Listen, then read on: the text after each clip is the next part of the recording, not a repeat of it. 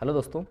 BPSC TRE 3.0 के लिए अपने एनसीईआरटी के कुछ ज्योग्राफी के क्वेश्चन हैं जो कि आपको जीके जीएस के पार्ट में या फिर जैसे मान लो कि अन्य आप एसएसटी से तैयारी कर रहे हो तो वहाँ ये उपयोगी होंगे। ठीक है भाई, एनसीईआरटी में कौन से क्वेश्चन हैं जो कि आपको पूछे जाते हैं।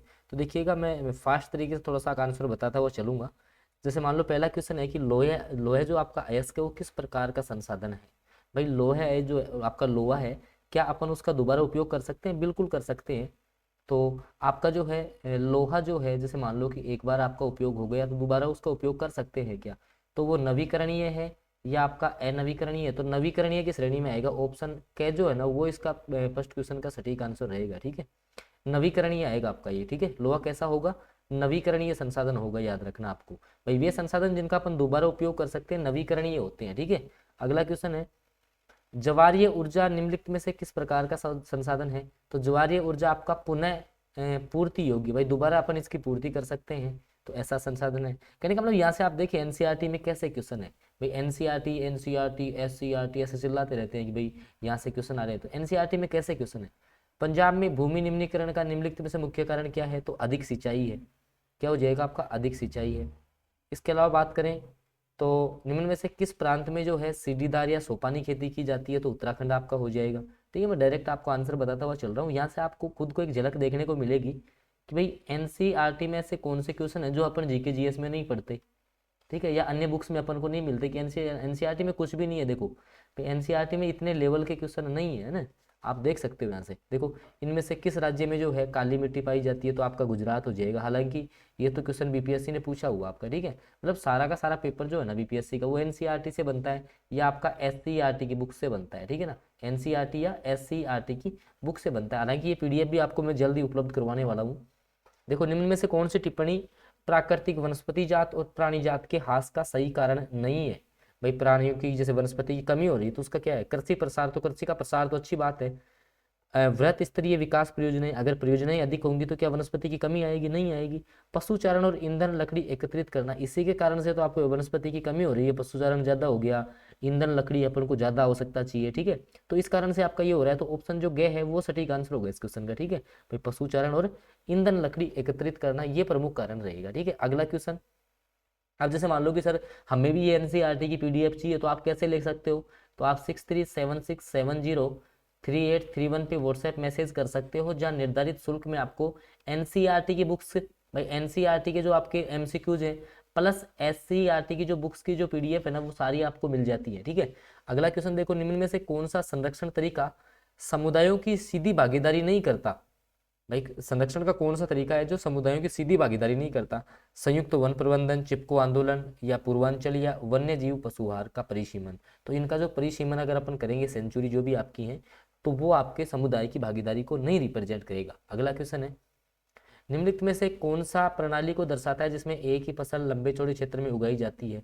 ठीक है, तो आपकी रोपण कृषि हो जाएगी। वो कौन सी हो जाएगी? रोपण कृषि। जैसे रोपण कृषि के उदाहरण कौन से होते हैं सर? जैसे मान लो आपका गन्ना हो गया, या जैसे मान लो कि गुलाब भी इसकी श्रेणी में आएगा। तो रोपण कृषि जो है ना, रोपण कृषि जिसमें जैसे कायिक जनन के द्वारा, मतलब कि पौधे के किसी भाग को काट करके जो है जब नई फसल तैयार की जाती है तो उसको अपन रोपण कृषि कहते हैं। निम्न में से कौन सी रबी की फसल है? अब देखो भाई, चावल है, मोटे अनाज है, चना है, या कपास है? तो चना जो है आपका रबी की फसल की श्रेणी में आएगा। किसमें आएगा? रबी की फसल। बाकी चावल वगैरह ये खरीफ की फसल है। निम्न में से कौन सी एक फलीदार फसल है? भाई जिनमें फली होती है, तो दाल आपकी होती है, तो दालें आपका हो जाएंगी। ऑप्शन के जो है ना वो सटीक आंसर हो जाएगा। कहने का मतलब मैं यहाँ से आपको इस क्लास का एकमात्र उद्देश्य ये है कि कुछ बच्चे कंफ्यूज रहते हैं कि सर एनसीईआरटी बुक्स में ऐसा क्या है कि जो हम अदर, जैसे मान लो कोई गाइड वगैरह आप पढ़ते हो तो उसमें क्वेश्चन नहीं आते, या जो आपकी एससीईआरटी की जो बुक्स है या बिहार बोर्ड की जो भी बुकें चल रही है तो उनमें ऐसा क्या है कि जो अपन को नॉर्मली बुक्स में नहीं देखने को मिलता। तो यहाँ क्वेश्चंस का लेवल जो है ना बहुत ईजी रहता है। फिर भी कुछ क्वेश्चन ऐसे होते हैं जो अपने दिमाग से नहीं रहते। तो जो भी बच्चा एनसीईआरटी और एससीईआरटी की बुक्स के साथ तैयारी करना चाहता है स्पेशल रूप से आपका जो है बीपीएससी टीआरई 3.0 की, तो उसके लिए जो है हमने आपके लिए मास्टर प्लान तैयार कर रखा है, जो कि आप 6376703831 पे व्हाट्सएप मैसेज कर दो और आप जुड़ सकते हो। यहाँ एनसीईआरटी और एससीईआरटी के सारे नोट्स हम आपको प्रोवाइड करवा देंगे एमसीक्यूज फॉर्मेट में। भाई एमसीक्यू में आपको नहीं मिलेंगे, बुक्स तो आपको बहुत जगह मिल जाएगी, लेकिन एमसीक्यू इनके नहीं मिलने हैं। तो जिसको भी चाहिए तो वो जो है आप इस नंबर पे मैसेज कर सकता है ना। अगला क्वेश्चन देखो, सरकार निम्नलिखित में से कौन सी घोषणा फसलों की सहायता देने के लिए करती है? तो आपका होता है एमएसपी। ठीक है। न्यूनतम समर्थन मूल्य इसको बोलते हैं, न्यूनतम सहायता मूल्य या न्यूनतम समर्थन मूल्य, एमएसपी इसको कहा जाता है। ऐसा क्वेश्चन आपसे पूछा जा सकता है। इसके अलावा अपन बात करें तो निम्नलिखित में से कौन सा खनिज जो है अपसहित पदार्थ के अपशिष्ट भार को त्यागता हुआ चट्टानों के अपघटन से बनता है? तो बॉक्साइट, जिसका सूत्र आपका Al2O3 होता है। एल्यूमिनियम का एस्क होता है, किसका होता है? एल्यूमिनियम का एस्क होता है। तो दोस्तों इस वीडियो का एकमात्र उद्देश्य ये था कि आखिर एनसीईआरटी बुक्स में ऐसा क्या है कि जो गाइडों में नहीं है। जैसे झारखंड के जो है कोडरमा निम्नलिखित में से किस खनिज का अग्रणी उत्पादक है? अभ्रक का। अब ये सारे क्वेश्चन आपको उनमें मिल जाएंगे, लेकिन कुछ क्वेश्चन फिर भी छूट जाते हैं।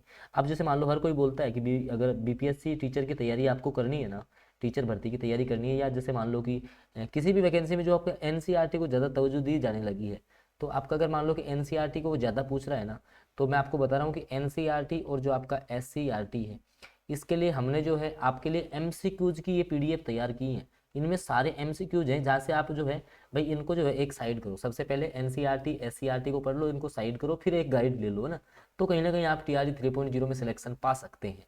तो इसके लिए जो है अगर अब जिस भी बच्चे को मान लो कि एनसीईआरटी या एससीईआरटी की प्रॉपर पीडीएफ के साथ जुड़ना है ना भाई, एक एक आपको जैसे मान लो क्लास 6 से लेके 10 तक की एनसीईआरटी और एससीईआरटी की कंप्लीट पीडीएफ चाहिए, तो वो बच्चा जो है 6376703831 पे व्हाट्सएप मैसेज कर सकता है। ठीक है, इस नंबर पे आप जैसे ही व्हाट्सएप मैसेज करोगे, निर्धारित शुल्क अगर आप पे करते हैं तो आपको जो है यहाँ से ये पीडीएफ प्राप्त हो जाएंगी। हालांकि इन्हीं पीडीएफ का जो सॉल्यूशन है, जैसे मान लो कि आपकी 6 से लेके जो आपकी 10 तक की आपकी जो एनसीईआरटी की जो बुक्स हैं, एससीईआरटी की बुक्स हैं, इनका डिटेल वीडियो भी जो है ना वो भी यूट्यूब पे बहुत जल्द हम प्रकाशित करेंगे, तो उसकी जानकारी भी आपको चैनल के द्वारा मिल जाएगी। इसके लिए आप चैनल सब्सक्राइब कर सकते हैं। धन्यवाद।